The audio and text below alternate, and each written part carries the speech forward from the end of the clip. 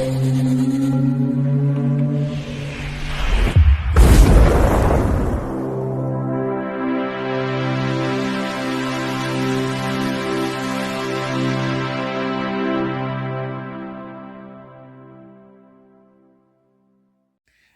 Bayek, it's me, Ian. And in today's video, I'm continuing my reviews of albums that I just like, and hopefully, I just want to share my passion for these albums. And this is Neil Young, After the Gold Rush from 1970. This is his third studio album.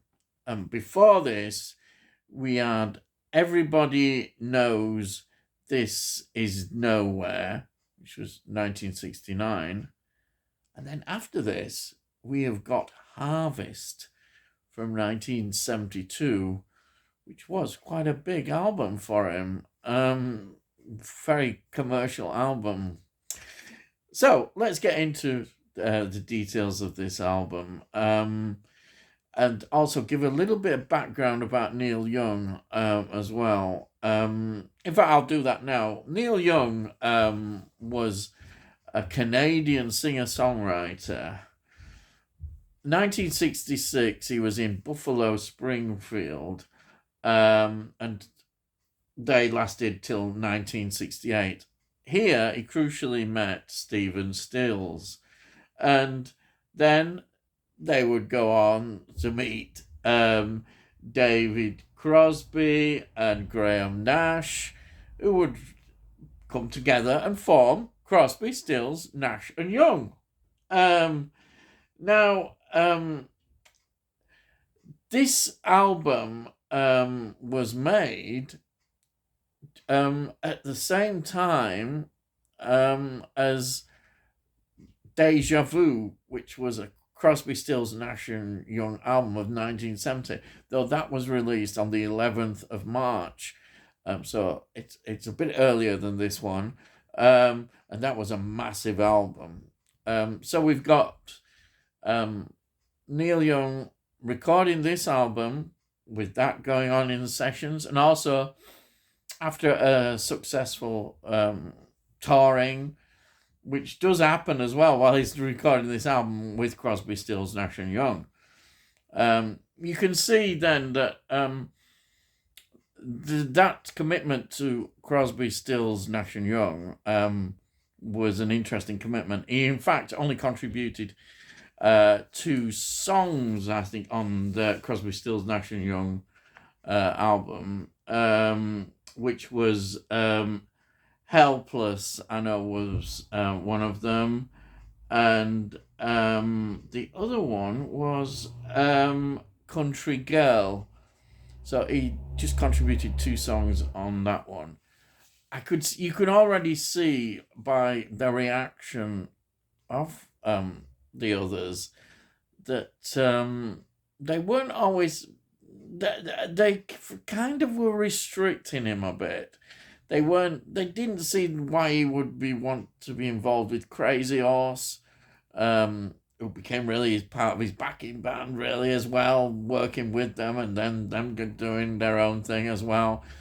Yeah, and also I think the thing about Neil Young is there's very much this album, for instance, we can see is a rock album. It's got a country flavour. It's got a folk flavour.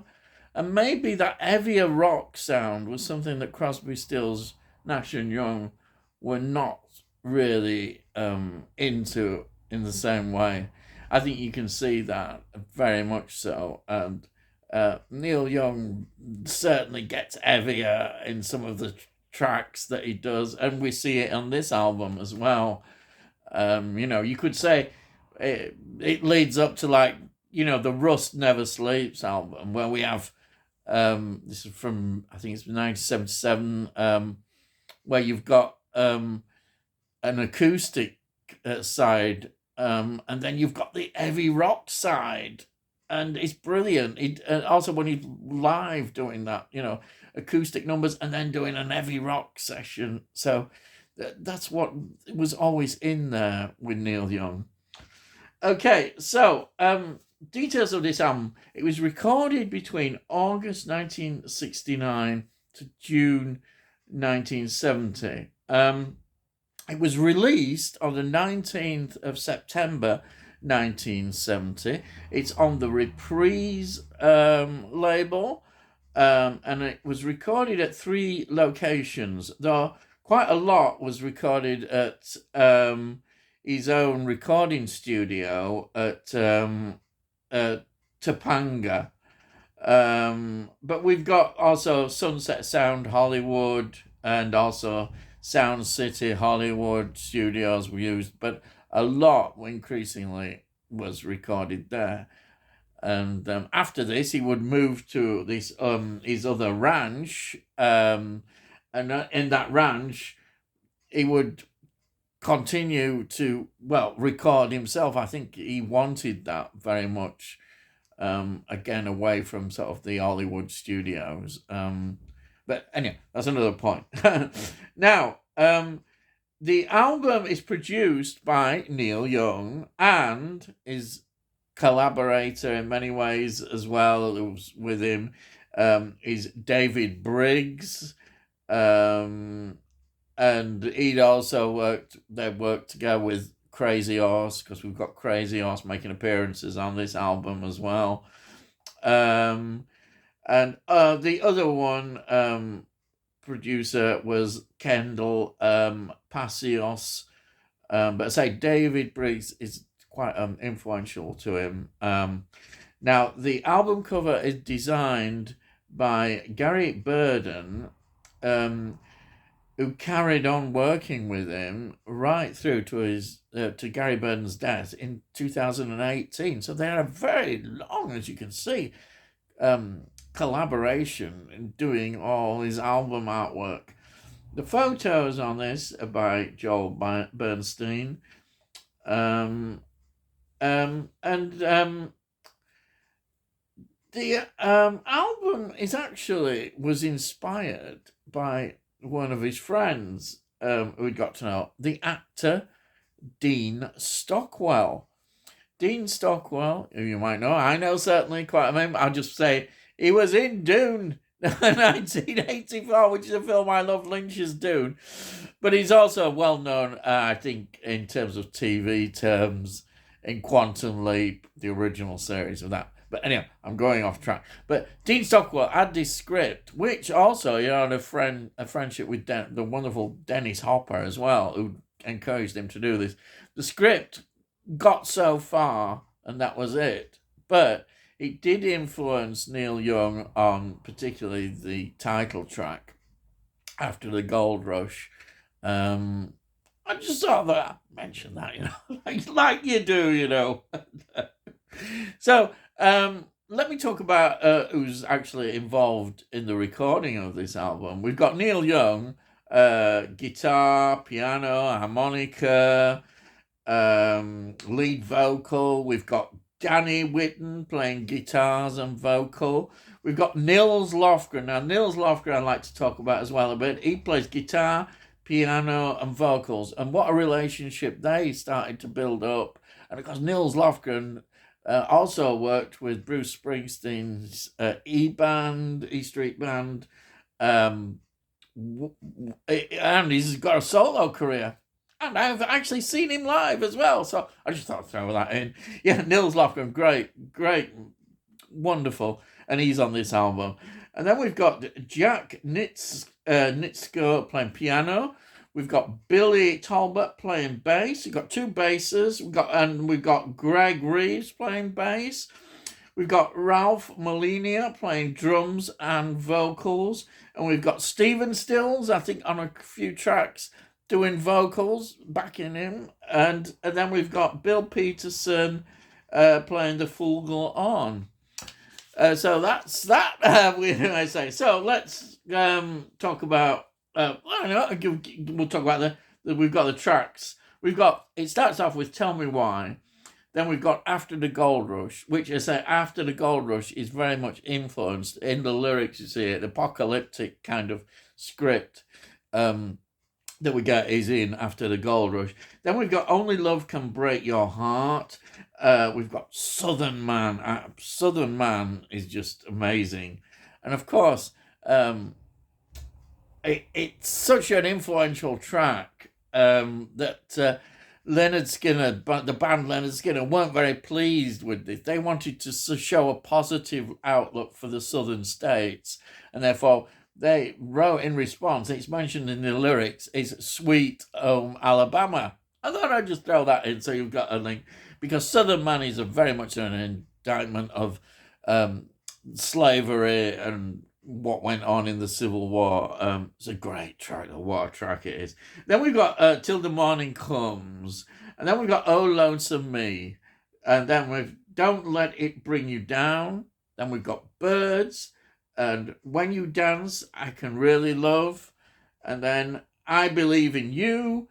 And the final track is Cripple Creek Ferry.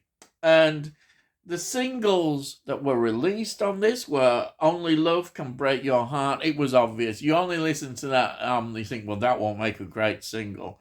And then the other second single was When You Dance, I Can Really Love. So that was released as a single as well. Now, Oh Lonesome Me is a cover. That's the only one on the album. It's from a 1957 country singer, Don Gibson.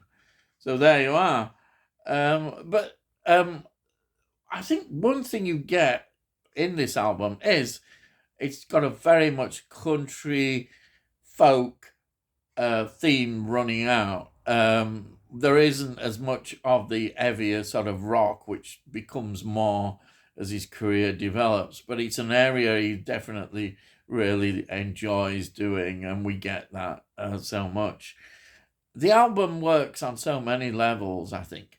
It's almost an album that, at the time, it didn't get really great reviews, but over the years, we've begun to appreciate it as we see it in context of his old work, and I love this album. It's followed me around since I first probably got into it, which would have been probably about 1976, 77, year of punk new wave. I was getting into Neil Young as well.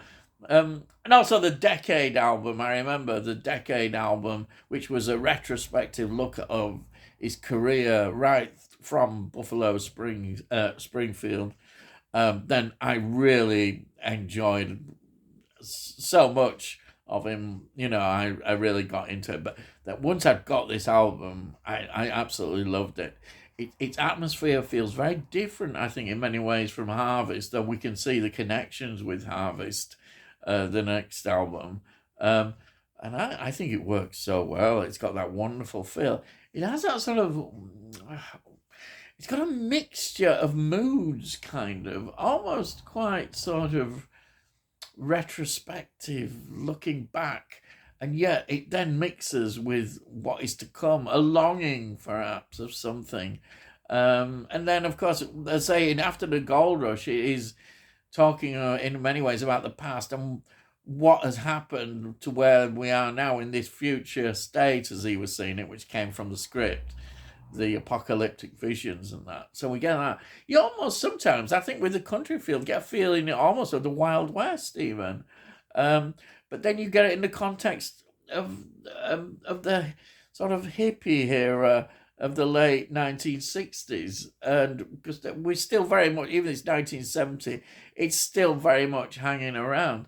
But you can see, which is what happens, sort of a more cynical approach maybe becoming into this outlook. Because you could say Crosby, Stills, Nash and Young had that very sort of hippie thing. I mean, Deja Vu album is full of it. It's a great album, but it's full of all like this hippie philosophy.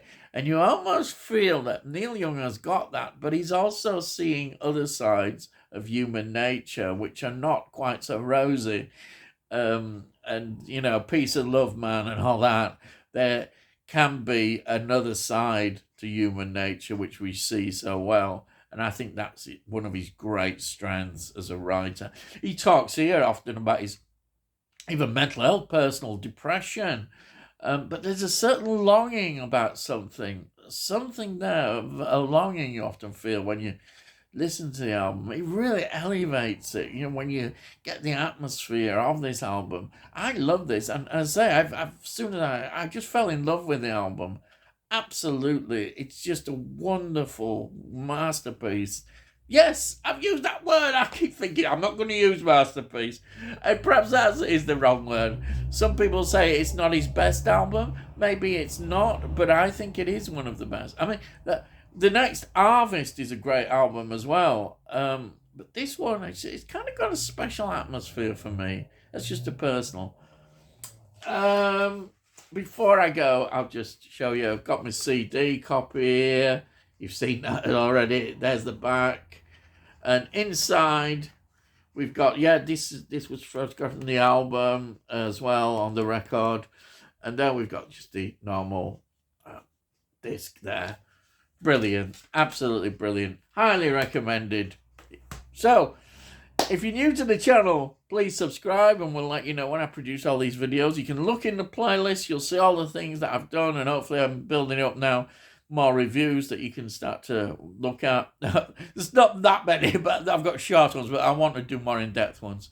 Anyhow, also, if you like this video, please give it a like. It gets it out onto YouTube and algorithms and all that. And it's also nice to... And if you've got any comments, put your comments down. I'd love to read your comments. And say, all cost note. And you can't say fairer than that. Buy it, you can't. So, all I've got to say is, I'll see thee again.